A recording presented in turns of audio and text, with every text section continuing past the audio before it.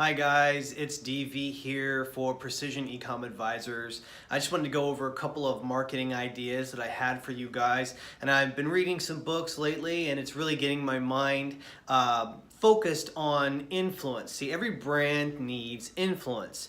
Anything, if you're running for office, if you're trying to get donors, if you want people to do business with you, you need to have influence. So, what are the secrets to influence? So actually, I've gone ahead and made a list. The 7 secrets of influence, and I might add part 1. As you can see, I have 1, 2, and 3. So let's get started. The first secret of influence is something called reciprocity. Now, reciprocity is the idea that if you scratch my back, I'll scratch your back. So reciprocity is a hugely powerful, important psychological drive that's put in human beings, and it says that I have to reciprocate. So if somebody does me a favor, I have to do them a favor. So here's a good way to apply reciprocity. If you're a business, give something away for free. It's a giveaway. It's a free giveaway. That way somebody feels like you've given them something, now they need to give you back something. So once again, I scratch your back, you scratch my back, I'll give you a favor, you do a favor for me. Another great sales technique for reciprocity, salesmen listen up, you've probably used this before without even knowing it. You will ask a big ask of your customer and say, like, I need you to give me $1,000. And they say no. So then you make a concession and you say, well, listen, I could probably give you this coupon for friends and family, and I'll have that available for 25% off. It's gonna be $7.50. So now you've made a concession. Now your customer will reciprocate and they'll make a concession. Well, I think I could do that since you're giving me a coupon. Okay, so step 1, reciprocity. Step 2, commitment or consistency.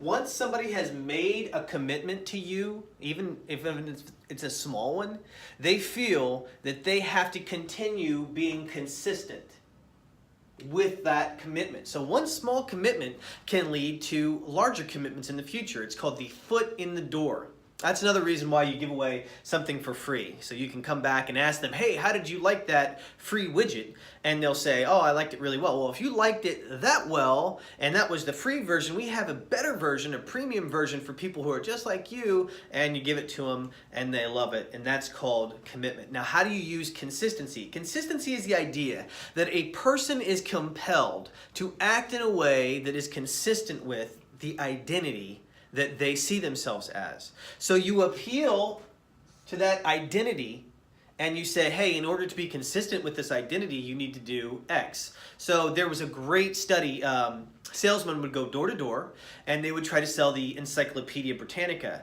And the first question they would ask, they had 30 odd questions. One of the first questions they would ask is, do you care about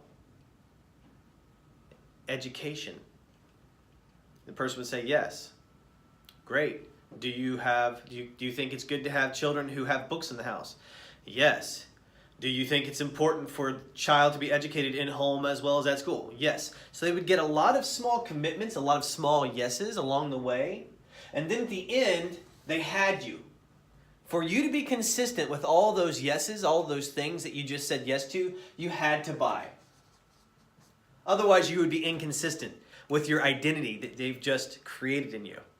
Pretty smart trick. Last one that we're going to cover today is called social proof. Now, social proof is best, the bumper sticker for social proof is monkey see, monkey do. Okay, so humans have a mentality that if they see somebody else doing something, then it must be safe.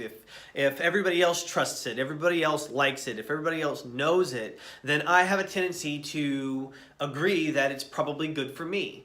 So a lot of people that I know, like, and trust agree that Campbell's chicken noodle soup is the best soup. So I don't even have to go and taste all the other soups. There's 1,000 of them. I could taste every one of them and do my own research, or I could take the social proof and just say, hey, if it was good enough for them, it's good enough for me. Here's a good way to apply it for any business. Social proof, reviews and testimonials. So if you're running a Facebook page, you want to get lots and lots of people following the page. You also want to get lots of people liking, commenting, sharing your posts.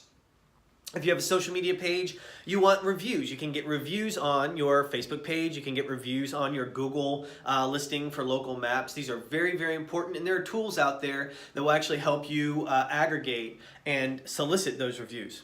Testimonials.